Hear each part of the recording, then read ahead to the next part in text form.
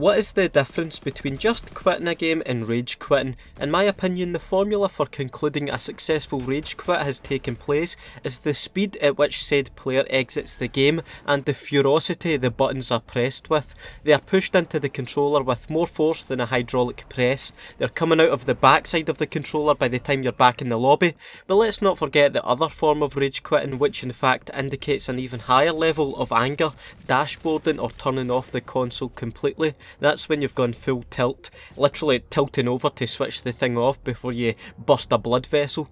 We all have our certain triggers for rage quitting in Call of Duty, but I've managed to form a delightful list of specific reasons the average player may decide to get the hell out of a game at rapid speed. Let's begin. Being spawn trapped, and I mean you virtually can't move 2 feet without being shot over and over and over again. And also, I'm not talking about having a bad game here, those can happen, but when you can't get out of your spawn and get killed repeatedly as kill streaks rain down on you and your teammates, the hatred for the bastards on the other team builds and builds. You try your best to break the trap, to try to give the other team a taste of their own medicine, but no, after what seems like the 80th death in the space of 2 minutes, you've reached boiling point and you have to call it quits, and you try your best to calm down afterwards. Lag, specifically the type of lag where it's just you that's lagging, and it doesn't have to be a lot. In fact, I'd rather the game is lagging out of control like this rather than just lagging enough so that your shot is a second behind and you lose pretty much every engagement you're in. That's rage inducing because you know your shot is on point, you know the kills you deserve but aren't getting, and if your connection costs you one too many deaths, your blood pressure is going to be as high as being at the bottom of the ocean. I'm not quite sure if that makes sense, but you get the idea. Dying so close, or even one kill off a kill streak, this one hurts, especially if you've been trying to build up a juicy streak for more than half the game, and there won't be enough time to go for another if you mess up now. The tension, the nerves as you get closer and closer, knowing what reward awaits you should you get it, and what pain is in store for the other team. You might only need one kill, or even less than that, an assist, a flag capture or something, and fuck off, man. When you run the high streaks with the sole intention of getting them, the rage quickly goes from 0 to 100 if you fall at the final hurdle. All that time and effort wasted, and you can't bear the thought of staying in the game, knowing that the player who killed you knows they got the buzz kill on you.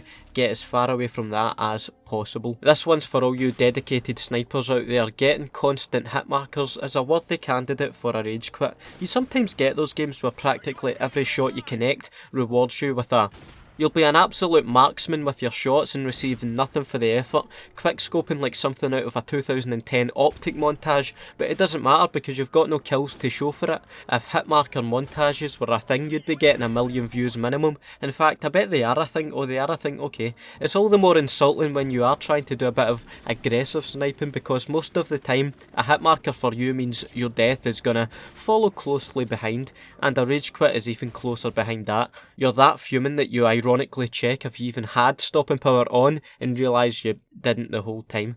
That could either make someone calm down or make them more angry. And this one is for the objective players out there, but really I'm putting this in here just for me. I know I said it's things the average player might rage quit at, but fuck it, this one gets me so worked up I have to include it. See, when my teammates don't play the objective, especially on domination, it honestly drives me insane. I've got to the point these days where I don't actually rage quit for the most part in this scenario. I actually see the game out with steam coming out of my ears. It's almost like a rage state, if that's a thing. I like to torture myself and see how little my teammates are contributing to the objective, and see at the end of the game how much of a valiant effort I put in. But sometimes if I see something so dishonourable like a player walking past an enemy flag without attempting to cap it, see you later, I'm off.